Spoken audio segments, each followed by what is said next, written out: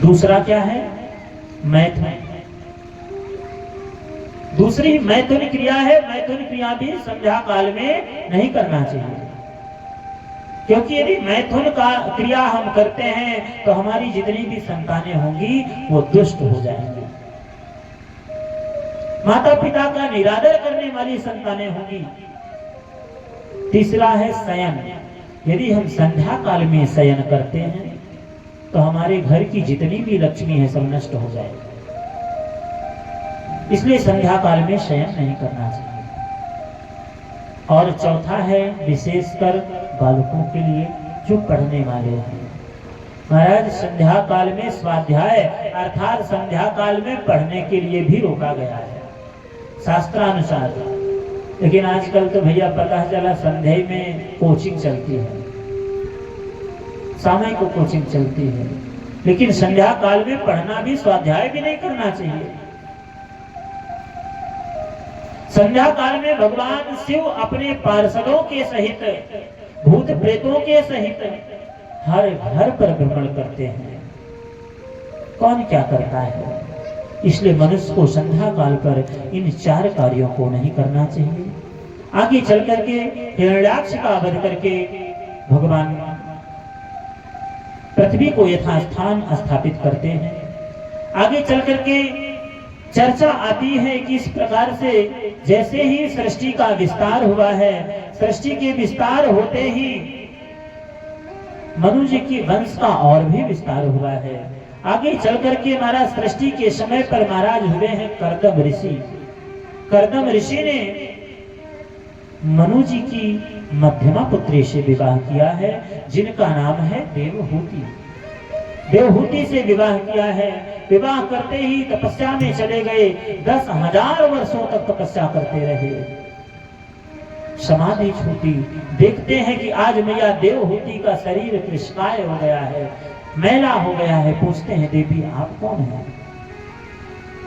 आज मैया देवहूति कहते हैं प्रभु विवाह होते ही आप तपस्या करने के लिए चले गए, हम आपकी पत्नी मनु की पुत्री देवहूति। याद आया, अरे देवी 10,000 वर्ष बीत गए और तुम इस प्रकार तपस्या करती रही। कोई भी वरदान मांग लो, मैं तुमसे बहुत ही प्रसन्न हूं। आज मैया देवहूति कहती हैं हे प्रभु आप तो जानते हैं कि हमारे गर्भ से भगवान का प्राकट्य होना है, इसलिए हम संतानों को प्रकट करना चाहते हैं। आज कर्दम जी ने अपनी तपस्या के प्रभाव से एक कामद नामक विमान को प्रकट किया है। आज गणपति कर्दम जी और मैया देवहूति उस सुंदर विमान पर बैठ करके कई वर्षों तक भ्रमण करते रहे। आज कर्दम जी के द्वारा मैया देवहूति के 9 पुत्रियां हो गई हैं। 9 पुत्रियां हो गई। आज कर्दम जी को लगा कहां हम फंस गए, छोड़ करके जाने लगे। अरे हमें तपस्या करना चाहिए। मैया ने रोक दिया, प्रभु कुछ समय और, अब तो केवल भगवान का प्रागट्य होने वाला है। भगवान का नाम सुन करके कर्दम जी कुछ समय के लिए और रुक जाते हैं। इस बार भगवान कपिल देव स्वरूप अवतार लेकर के प्रकट हुए हैं। भगवान कपिल का प्राकट्य आज मैया देवहूति के गर्भ से हुआ है। बोले कपिल भगवान की। आज कपिल भगवान का अवतार हुआ है। भगवान कपिल के अवतार को सुनकर के आज देवता आकर के स्तुति करते हैं। ब्रह्मा जी आए हुए हैं। ब्रह्मा जी के साथ ब्रह्मा जी के 9 पुत्र आए हैं, क्योंकि 10वें पुत्र हैं नारद जी। और नारद जी कभी एक स्थान पर रुकने वाले नहीं थे और नारद जी कहीं यत्र तत्र भ्रमण करते रहे। ब्रह्मा जी के साथ केवल 9 पुत्र ही आए। आज कर्दम जी ने विचार किया ब्रह्मा जी के 9 बेटे हैं, 9 पुत्र हैं और हमारी 9 बेटियां 9 पुत्रियां हैं। ऐसा करते हैं अपनी पुत्रियों का विवाह कर देते हैं। आज 9 पुत्रियों का विवाह कर देते हैं। मरीचि नाम की जो कन्या है महाराज मरीचि जी के साथ आज कला जी का विवाह हुआ है। अत्रि जी के साथ मैया अनुसुईया का विवाह हो गया है। इस प्रकार से 9 पुत्रियों का विवाह हुआ है। इस प्रकार से सुंदर आगे चल करके विवाह करने के बाद पुनः भगवान करदम जी भगवान कपिल का पूजन करके पुनः तपस्या के लिए चले जाते हैं। यहाँ पर केवल मैया देवहूति और भगवान कपिल बचते हैं। भगवान कपिल एक दिन मैया को सांख्य शास्त्र का उपदेश देते हैं, गर्भ के विषय में बताते हैं, संसार में समता और ममता अहमता के विषय में बताते हैं। तुलसी ममता राम से, समता सब संसार, राम नरोसन दोष दुख, दास भयो भवपान। देखिए मैया मानव की इच्छानुसार तुलसी ममता राम से, समता सब संसार, दो प्रकार की इच्छाएं होती हैं, ममता और अहमता। यदि ममता हो जाए तो संसार में लगती है, क्षमता हो जाए तो महाराज परमात्मा से लग जाती है। क्षमता और ममता में इतना फर्क है, इसलिए इन सबको छोड़ करके तुम गोविंद की उपासना करो।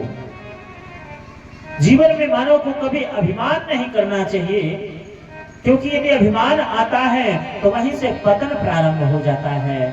और यदि जीवन में अभिमान आता है तो केवल एक ही अभिमान करिए प्यारे। बताते हैं कौन सा अभिमान। बोले असे अभिमान जान जन मोरे, मैं रघुपति से वकपति तोरे।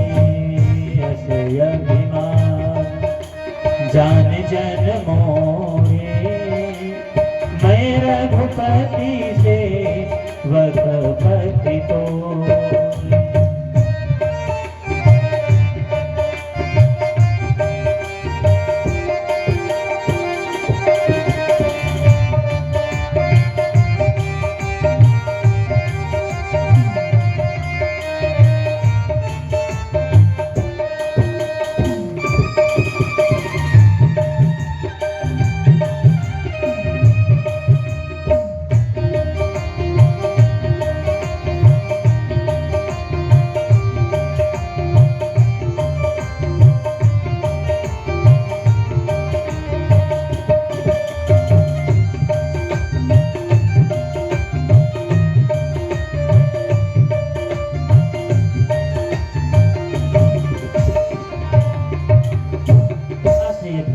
जान जन मोरे, मैं रघुपति सेवक पति तोरे।